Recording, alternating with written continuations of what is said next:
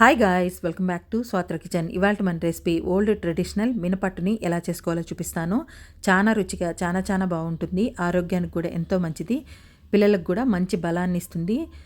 బాలింతలు, నడుం బలానికి, డయాబెటీస్ ఉన్నవాళ్ళు వారానికి 2 సార్లు తప్పకుండా చేసుకొని తినండి.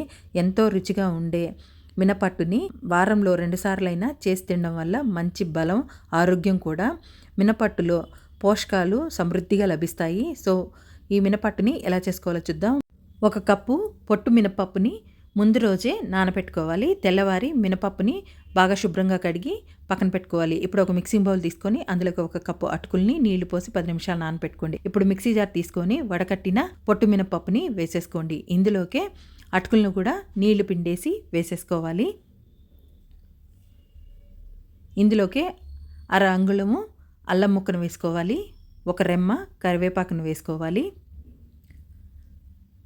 4 పచ్చిమిర్చిలను వేసుకోవాలి.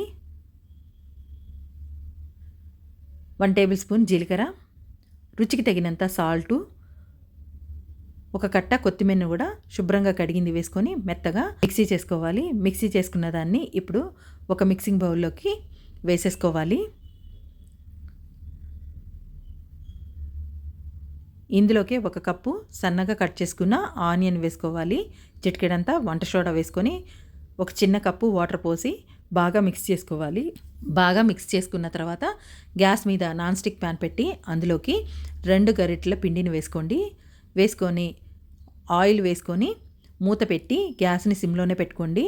ఈ అట్టు ఒకవైపు కాలేదాకా గ్యాస్ని సిమ్లోనే పెట్టుకొని కాల్చుకోండి. మన సైడ్ కాలిన తర్వాత ఇప్పుడు మరోవైపుకి తిప్పుకునేటప్పుడు ఆయిల్ కొంచెం వేసి అట్టుని మరోవైపు తిప్పుకొని మూత పెట్టి గ్యాస్ని సిమ్లో పెట్టుకొని ఈ అట్టును కూడా మరోవైపును కాల్చుకోవాలి.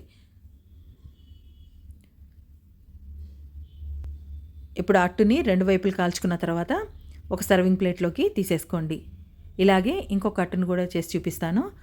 సో సేమ్ ప్యాన్లోకి ఇప్పుడు 2 గంటల పిండిని వేసుకొని ఆయిల్ వేసి మూత పెట్టి గ్యాస్ని సిమ్లోనే పెట్టుకొని ఈ అట్టుని 2 వైపులో కాల్చుకున్న తర్వాత ఇప్పుడు ఒక సర్వింగ్ ప్లేట్లోకి తీసేసుకోండి. సో ఎంతో రుచిగా ఉండే మినపట్టు రెడీ అయిపోయింది.